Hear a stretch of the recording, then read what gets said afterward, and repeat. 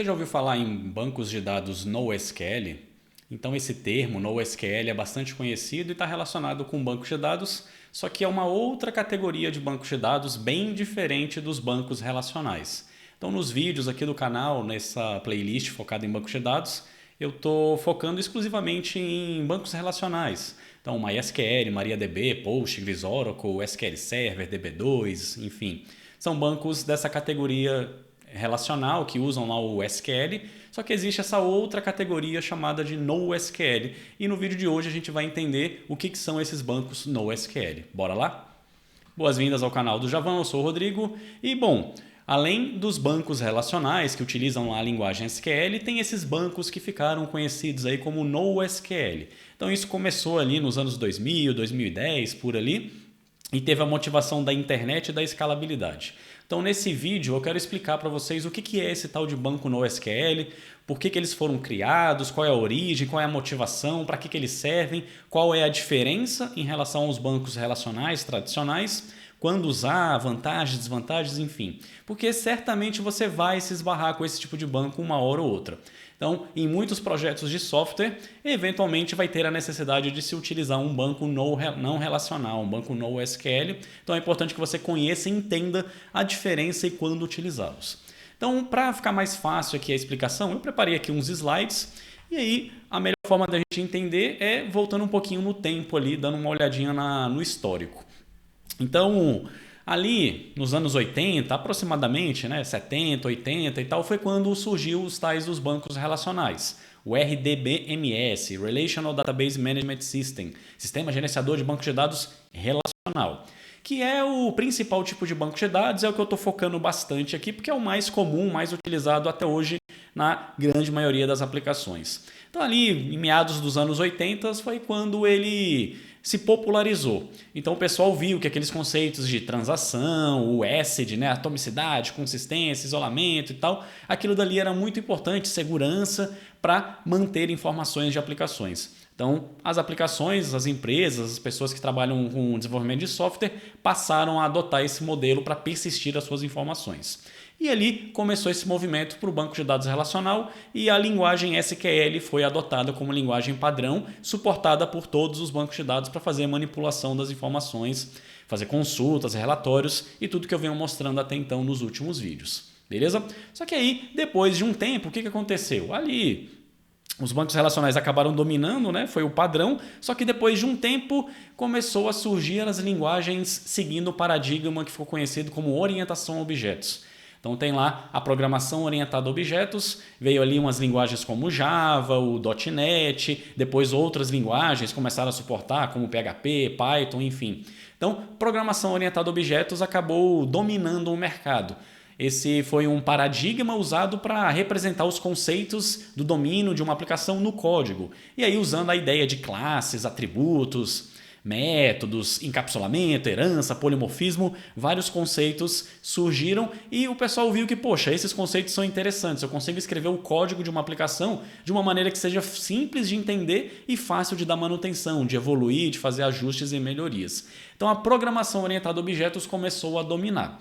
Porém, aí vem um problema, porque na orientação a objetos a gente tem determinados conceitos, a gente escreve o nosso código de uma determinada forma, só que eu preciso armazenar essas informações de maneira persistente. Então, eu vou utilizar um banco de dados normalmente relacional, só que o modelo relacional ele não segue os conceitos da orientação a objetos. Então eu tenho dois mundos. De um lado eu tenho um mundo orientado a objetos, do outro lado eu tenho um mundo relacional, que são completamente distintos. E aí veio um problema que ficou conhecido como impedance mismatch, né? Você tinha um descasamento aí dentre esses dois mundos.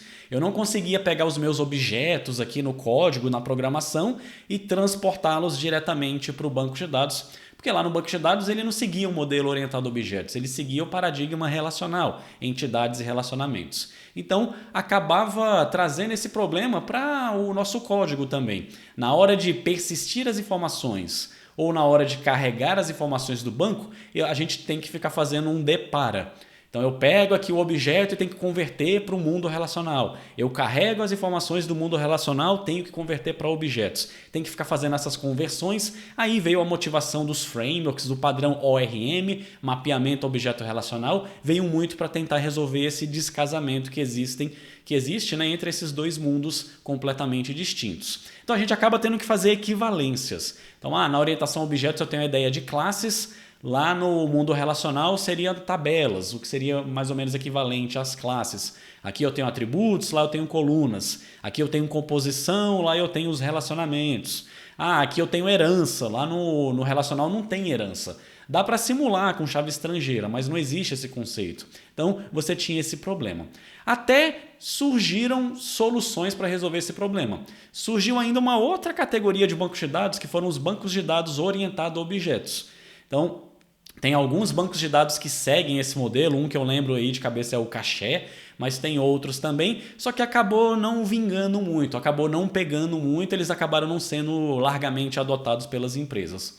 Porque tinha uma complexidade para você lidar com esses tipos de bancos de dados. Os bancos de dados relacionais já estavam dominando no mercado e eles eram usados muito para integração de sistemas. Muitos sistemas faziam integração via banco de dados. Um sistema acessava o banco de dados de um outro sistema.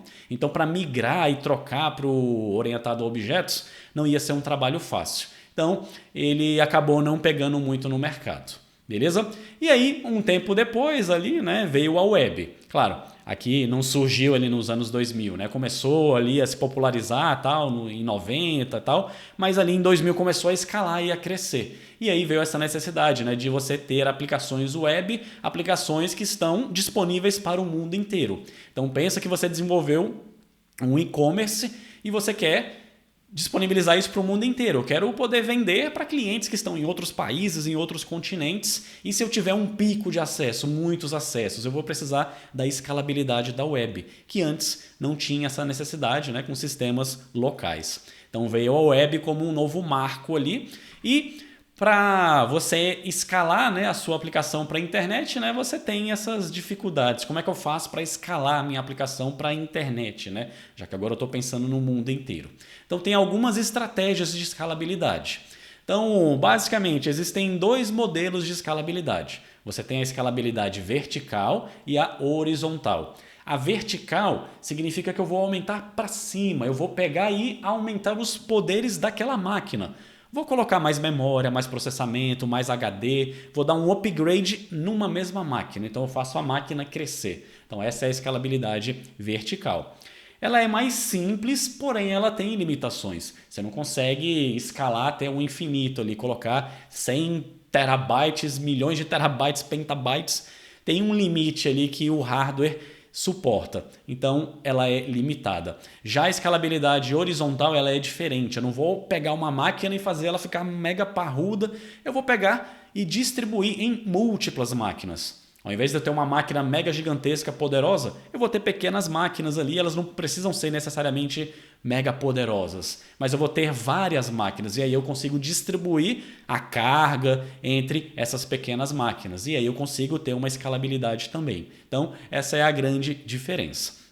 Sendo que a escalabilidade horizontal acaba sendo mais prática, porque você acaba economizando, né, em questão financeira de custos, e aqui você, na teoria, não tem um limite. Você pode ter 2 máquinas, 3, 5, 10 mil, 1 milhão de máquinas, então não tem essa limitação da escalabilidade vertical.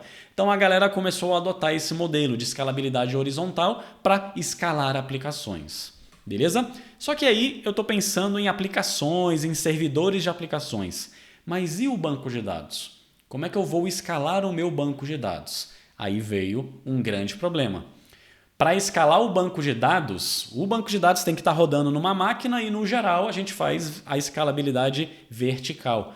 Porque o banco de dados tradicional, o banco de dados relacional, ele não foi projetado para ser distribuído, para rodar num cluster com vários nós distribuído em várias máquinas. Então a escalabilidade horizontal até dá para fazer, tem técnicas, mas são complexas, são difíceis e dava muita dor de cabeça, porque o banco não foi projetado para isso. Porque pensa, Banco relacional foi projetado lá em 70, em 80. Não existia internet, essa escala mundial. Então ele foi projetado para rodar numa única máquina. Enquanto aquela máquina está de pé, o banco está disponível. E se ela está começando a ter um gargalo, você aumenta os recursos daquela máquina. Foi naquela época pensado nisso que o banco de dados relacional foi projetado. Só que agora eu estou num outro momento. Eu preciso escalar a minha aplicação para a web, para a internet, e a escalabilidade horizontal é a mais apropriada. Só que o banco de dados acaba tendo essa dificuldade. Então, algumas empresas começaram a ter umas dificuldades para escalar as suas aplicações por causa do banco de dados relacional. Beleza? Então aí começou um determinado problema e começou a motivação para, poxa, preciso desenvolver então uma outra solução. O banco de dados relacional ele está me travando aqui, ele está me causando problemas e dificuldades para eu escalar aqui a minha aplicação. Isso pensando em empresas que precisam de uma mega ultra escalabilidade. Então algumas empresas começaram a ter essa necessidade, né? Poxa, se eu conseguisse distribuir meu banco de dados, eu conseguiria escalar e conseguiria ter facilidade. Com o relacional não está dando certo, então vamos pensar numa nova solução. E aí começou esse movimento de criar alternativas aos bancos de dados relacionais, sendo que os orientados a objetos também não iam ajudar muito nesse sentido. Então algumas empresas, óbvio, aqui falando de empresas grandes, né, as Big Techs da vida, Google e Amazon internamente começaram a financiar projetos para criar soluções de bancos de dados específicas para os cenários deles. Então o Google criou um banco de dados que eles chamaram de Bigtable e a Amazon criou um banco de dados chamado Dynamo. Então eram dois projetos específicos dessas empresas, só que eram projetos que tinham essa característica em comum. Eram projetos pensados em um alto volume de dados e um alto volume de tráfego também, de escalabilidade, para suportar aí os negócios dessas duas empresas gigantes. E eles tinham essas características em comum. Eles não seguiam aquele modelo relacional que é aquele modelo onde eu tenho tabelas, relacionamentos, as colunas, enfim, que é o modelo clássico lá de banco de dados. E isso acabou se popularizando ali, né? Você tinha essas duas empresas, claro. Esses projetos que elas criaram eram fechados, eram projetos internos usados apenas internamente. Mas na comunidade haviam ali algumas pessoas, alguns grupos criando bancos de dados com essas características de não seguirem um modelo relacional e de maneira open source. Então começou a ter esse movimento mais ou menos nessa mesma época. E aí a galera decidiu, poxa, a gente está com um movimento aqui, estamos criando alternativas, soluções para banco de dados, persistência de informações, alternativas aos tradicionais bancos relacionais. E o Google, a Amazon e esses grupos que estavam criando esses projetinhos, eles tinham essas características em comuns e isso estava crescendo, se popularizando. Então o pessoal decidiu, vamos se reunir aqui, vamos discutir, vamos trocar ideia, trocar figurinha, ver aprendizados, o que deu certo, o que não deu certo, o que você está fazendo e tal. Vamos montar uma reunião, um evento para discutir sobre isso. E aí lá em 2009 teve um meetup, um encontro bem grande, bem famoso, que foi para discutir sobre essas soluções. Ainda não tinha um nome para esse tipo de banco de dados. Não tinha um nome, não tinha um padrão. Eram algumas iniciativas, algumas empresas trabalhando com essas ideias. Cada uma tinha o nome do seu produto. Então o pessoal decidiu fazer um meetup, um encontro, lá nos Estados Unidos, São Francisco, e aí teve esse meetup para essas pessoas, essas empresas divulgarem, palestrarem e discutirem sobre as soluções delas. E aí, para divulgar o evento, na época, época onde o Twitter estava bombando e tal, para você divulgar um evento você precisava de uma hashtag. Então, vamos divulgar o evento aqui, tá? A gente precisa de uma hashtag. Qual que vai ser o nome da hashtag? Aí veio o nome NoSQL. Alguém lá sugeriu esse termo e o pessoal gostou. Era um termo pequeno, tal, era chamativo, tal. NoSQL, como assim? Então, acabou dando certo, né? E foi aí que surgiu o termo NoSQL. Foi uma hashtag do Twitter para divulgar esse meetup e ele acabou pegando, como um termo para descrever esses bancos de dados diferentes, que não seguem um modelo relacional, não tem ali a linguagem SQL. E aí, começou a estourar. Várias pessoas, várias empresas começaram a se interessar, a pesquisar, a correr atrás, a utilizar, a colaborar com esses projetos e aí criou-se esse movimento do tal do NoSQL. Então aí começa a emergir, a surgir uma nova categoria de banco de dados conhecida como NoSQL. Beleza? Então isso daqui é o histórico, foi daqui que surgiu o tal do NoSQL, daqui que surgiu esses problemas e essas necessidades, e aí veio esses tais de bancos alternativos que ficaram aí categorizados como NoSQL, beleza? Então, importante você conhecer isso para saber qual é a motivação, beleza? E aí, claro, além da Amazon lá com seu DynamoDB, do Google lá com seu Bigtable, a comunidade começou a criar outros bancos de dados open source, gratuitos, e eles tinham essas características em comum. Então aqui eu coloquei no slide aqui alguns dos principais bancos que seguem essa ideia do tal do NoSQL. São só alguns, tem muito mais outros bancos de dados NoSQL também. Então você tem lá o MongoDB, o CouchDB, o Redis, o próprio Amazon DynamoDB, tem o Cassandra, o Bigtable do Google, tem o Neo4j e mais uma porrada de outros bancos de dados NoSQL, beleza? Só que, embora sejam vários bancos, né, aqui a ideia não é que eles são concorrentes entre si, porque mesmo dentro do NoSQL ainda existe umas diferenças ali. O DynamoDB ele é muito diferente em alguns aspectos do Bigtable do Google, porque eles foram projetados para necessidades específicas. Então, por mais que eles não sigam o modelo relacional, ainda assim eles têm algumas características internas ali. E aí, se a gente fosse dividir aqui, eu já até deixei dividido, ó, existem 4 subcategorias dentro do NoSQL. E aí os bancos NoSQL, geralmente eles se encaixam em uma dessas 4 categorias. Então você tem ali os bancos que são chamados de bancos orientados a documentos. Então você tem essa família, essa categoria aí que são orientados a documento. O mais famoso, o mais popular entre eles é o MongoDB. Você tem o CouchDB ali também como uma alternativa e tem outros também ali como alternativa. Então você tem essa ideia de documento. Mas você tem um outro tipo de banco de dados que é chamado de Key Value, chave-valor. Aí você tem o Redis como um bem forte e o próprio Amazon DynamoDB. Você tem uma outra categoria que aí é o tal do Column, baseado em coluna, multicoluna. Tem um Bigtable, tem um Cassandra, que também é bem popular. E você tem uma quarta categoria que essa é bem diferente das outras. Ela é orientada a grafos. E aí você tem o Neo4j ali como o principal banco de dados NoSQL dessa categoria. Então você tem 4 categorias distintas. O banco orientado a documento, ele tem a ideia de que eu tenho um documento onde eu vou persistir uma informação no banco de dados. E essa informação é chamada de documento. O que é esse documento? Qualquer coisa. Então, diferente dos bancos relacionais, aqui vem uma diferença bem forte e bem impactante. No banco relacional, lembra, você tem que definir as suas tabelas. Eu tenho uma tabela de clientes. Essa tabela tem uma coluna ID, nome, e-mail, telefone, CPF e data de nascimento. Você só pode inserir um registro, uma linha nessa tabela, se ela se encaixar certinho aí na estrutura.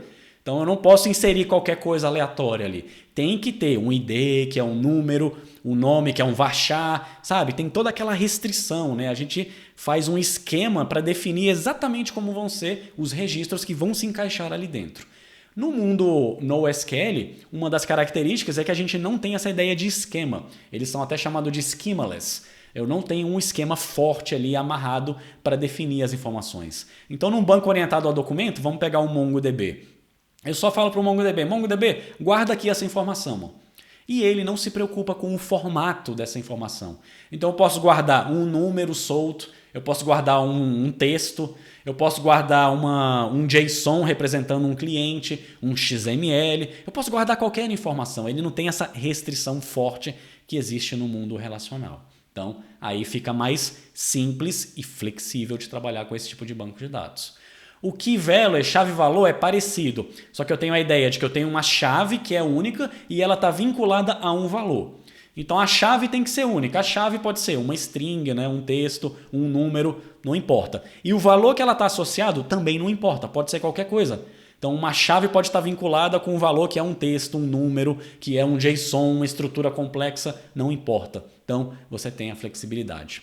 O de coluna, ele é mais utilizado para análise de dados em tempo real e tal. E em vez de você dividir por linha, você divide por colunas e você pode ter multicolunas. Então era a necessidade lá do Google, por isso que o Bigtable funciona com esse modelo. E o de grafos aí já é bem diferente. O de grafo é para aquela ideia de onde você tem um nó que se conecta com outro nó, que se conecta com outro nó, bem a ideia de rede social, onde você tem os seus amigos, os amigos dos amigos, os amigos dos amigos dos amigos.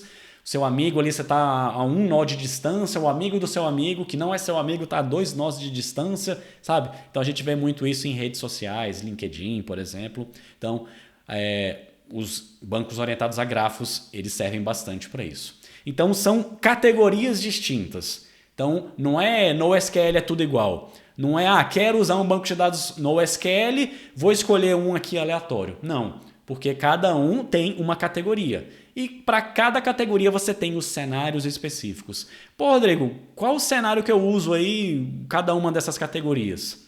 Então, já dei alguns exemplos, mas eu deixei aqui, nesse outro slide, exemplos mais clássicos para você identificar. Então, banco de dados orientado a documentos. Para que cenário que eles são úteis, que eles são interessantes?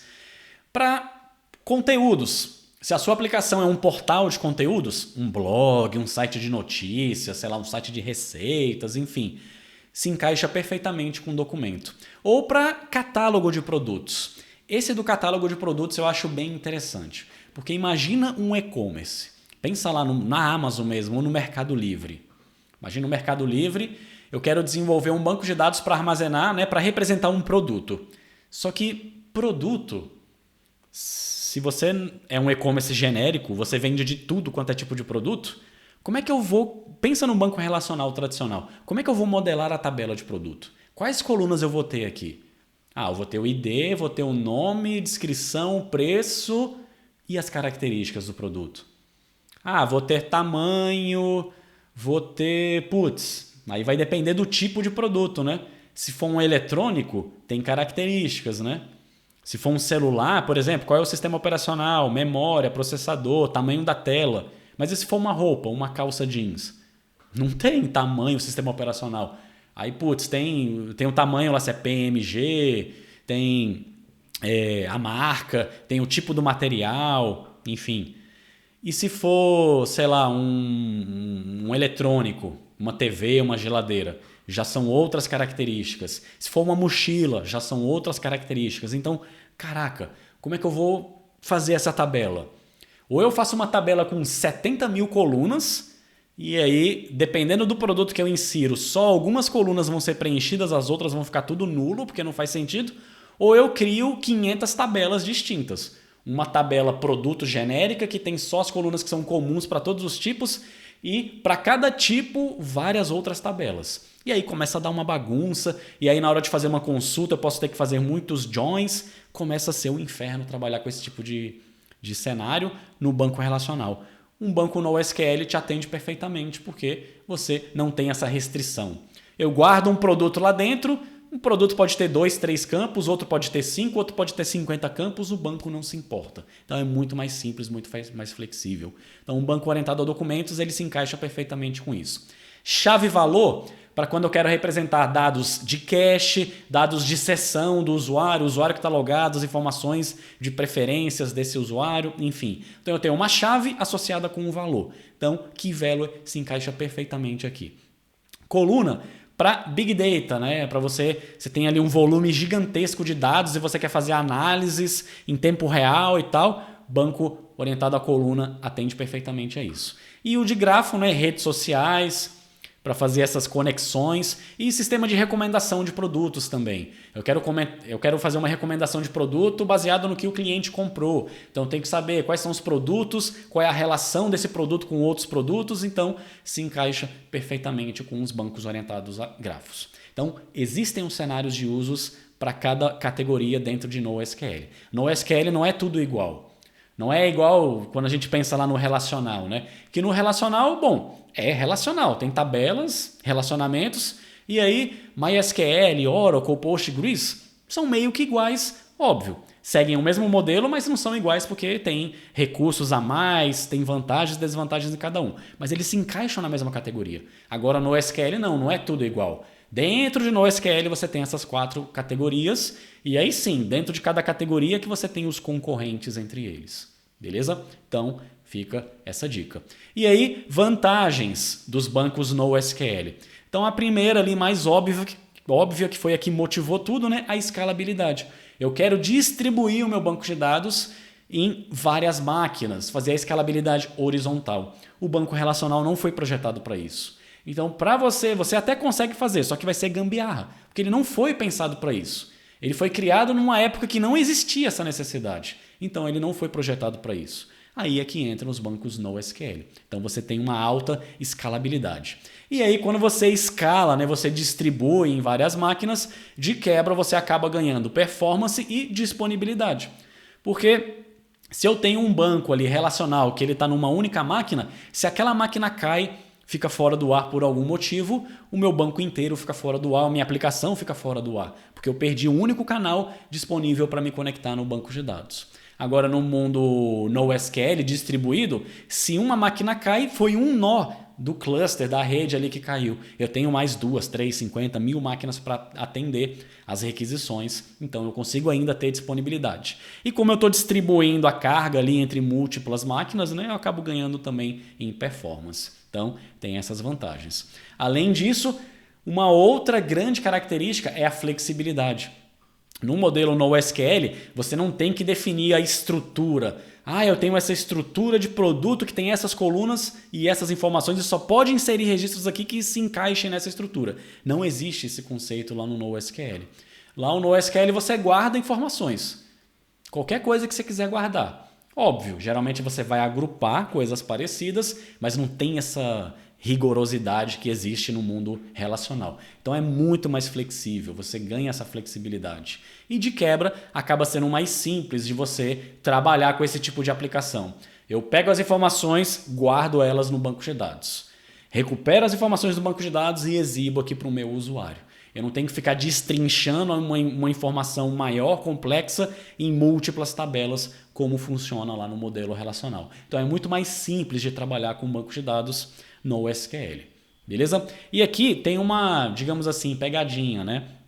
Às vezes, quando a gente vai estudar, vai ler sobre bancos NoSQL, vai ver esse histórico e tal, a gente tem a tendência de associar, pô, Rodrigo, isso daí não é para mim, não é para minha empresa.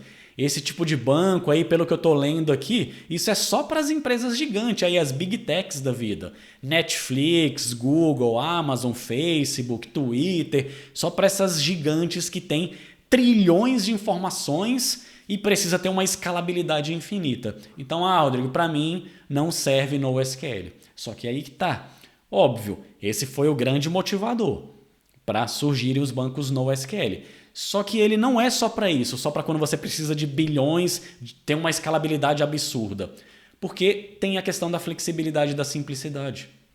Então, esse também é um cenário de uso. Poxa, eu tenho o meu blog aqui, eu quero criar um sistema de um blog, um portal de notícias. Se eu tiver que destrinchar no modelo relacional, eu vou ter que ter várias tabelas, relacionamentos, joins, sendo que eu quero pegar um post e guardar no banco de dados. E todas as informações do post vão junto ali. Então vai o autor, o texto do post, os comentários, tudo junto numa coisa só. Então é muito mais fácil usar um banco NoSQL, por exemplo, orientado a documento, do que um SQL relacional, onde eu vou ter que destrinchar o post numa tabela, comentário na outra, usuário na outra, autores numa outra tabela, e aí tem que ficar destrinchando, carregando tudo, fazendo join. Então tem a questão da simplicidade e da flexibilidade. Então não é só para big techs, volumes de dados e de tráfego gigantesco. O banco NoSQL serve também para cenários onde você quer simplicidade e flexibilidade, mesmo que o seu volume de dados seja mínimo, seja pequeno. Beleza? Então fica essa dica aí, porque às vezes faz sentido sim você usar um banco NoSQL, mesmo se você não for uma empresa que tem um volume de dados e de tráfego gigantesco que vai exigir ali uma escalabilidade absurda. Beleza? E aí vem essa discussão, né?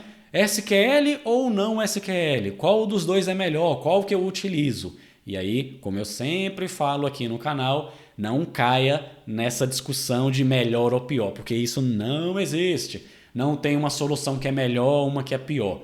Todas as soluções têm cenários de uso específicos. Todas as soluções têm vantagens e desvantagens. Então não é... Ah, agora então só vou usar NoSQL para tudo. Não é assim. NoSQL tem os cenários específicos e tem cenários onde ele não atende bem e o relacional funciona melhor. Então, onde eu preciso ter dados estruturados, tabulares, preciso fazer consultas de relatórios, agrupar, busca de um jeito, busca de outro jeito, é o relacional que vai te atender. Ele funciona, ele foi projetado para isso, certo? Então, tem cenários que o NoSQL não vai ser interessante. Então, não tem o melhor ou pior. Então, tem vantagens e desvantagens, você saber os trade-offs de cada escolha e avaliar o seu problema para saber, dado essas minhas condições, esse meu problema, esse meu cenário, qual é a solução mais apropriada. Então, não caia nessa de melhor ou pior e de briga ali. Tudo tem o seu cenário de uso. Beleza? Então, o que o pessoal defende é, cara, não tem um ou outro, é ambos. E é o mais comum da gente ver hoje em dia nos projetos. A tal da persistência poliglota. Você usar mais de um banco de dados ao mesmo tempo numa aplicação. Então isso é mega comum. Uma mesma aplicação você tem um banco relacional, para a parte de cache você usa um NoSQL tipo Redis, para a parte de recomendação de produtos você usa um banco de grafos, para a parte de não sei o que você usa outro banco de dados. É mega comum. Um projeto utilizar múltiplos bancos de dados, um para cada problema em específico. Então, às vezes, a gente tenta engessar, né? Ah, escolhi esse banco, pronto. Tudo que eu vou fazer, eu só posso usar esse banco. Não, não tem essa amarração. Você pode usar um banco sendo o principal, mas para alguns cenários específicos, poxa, um NoSQL aqui dessa categoria vai me atender perfeitamente. Por que não usá-lo aqui em conjunto com o relacional? Não é joga fora o relacional e passa a usar o não relacional. É nesse módulo, nessa parte da aplicação, eu uso o NoSQL dessa categoria em específica. Então você usar a ferramenta apropriada para cada tipo de problema, formando aí essa tal da persistência poliglota. Então esse é o melhor dos mundos. Beleza? Então, esse que era o objetivo do vídeo de hoje. Claro, aqui não era a ideia eu aprofundar sobre banco de dados NoSQL, instalar, mostrar cada tipo de exemplos. Era só uma visão geral para você entender os fundamentos e as bases do NoSQL. Então agora você já sabe a motivação, quando que eles surgiram, para que ele serve, as categorias, os tipos, os cenários. Mas, se você quiser aprofundar os estudos, tem outras coisas importantes, mas que são mais avançadas, eu não quis cobrir aqui nesse vídeo. Então, por exemplo, o banco relacional geralmente segue aquele padrão do ACID, né? Atomicidade, consistência, isolamento, durabilidade. Os NoSQL, eles não têm essa necessidade, então eles têm um outro modelo que é chamado de BASE. Então, se você quiser pesquisar, dá uma lida, a diferença de ACID e de BASE. Tem também a ideia do teorema CAP, que você tem lá. Quando você distribui aplicações, você tem que pensar em falhas, em particionamento da rede. E aí, quando um nó ou vários nós da minha rede ali cair, qual é a prioridade? Disponibilidade ou consistência? Então existe esse teorema que explica essa questão aí de consistência ou disponibilidade no caso de particionamento de rede. E isso vai existir em sistema distribuído, então é importante você conhecer. E aí tem essa discussão aí de consistência versus disponibilidade, e isso também depende muito do negócio, não é uma decisão somente técnica. Vai depender do modelo de negócio da aplicação. Então aí, ó, levando lá para a origem, né? A Amazon e o Google. A Amazon criou o DynamoDB, o Google criou o Bigtable. Eles são de categorias distintas. A Amazon é um e-commerce. A Amazon, para ela, é mais crítico disponibilidade. O site, a aplicação tem que estar online o tempo inteiro. Eu não posso rejeitar uma venda, estamos sobrecarregados, um nó da rede caiu, volte mais tarde. Eu vou perder venda, eu vou perder cliente. Então a disponibilidade ela é o coração. Então o Dynamo ele foi projetado para isso, para ter alta disponibilidade. Já o Bigtable não tem tanto essa necessidade. O foco dele talvez ali seja mais na consistência por causa de análise de Big Data, né? Você fazer análise em tempo real e tal. Então era outra necessidade, o foco é outro.